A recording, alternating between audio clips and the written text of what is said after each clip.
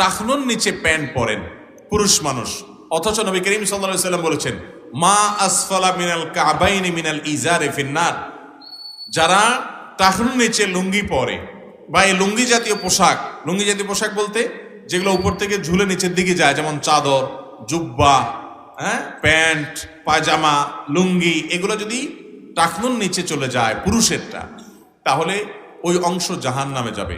আর ওই অংশ জাহান্নামে গেলে উপরেরটা জান্নাতে যাবে তা না, এর মানে সে জাহান্নামে যাবে। এটা ভয়ঙ্কর অপরাধ ভাইরা আমার।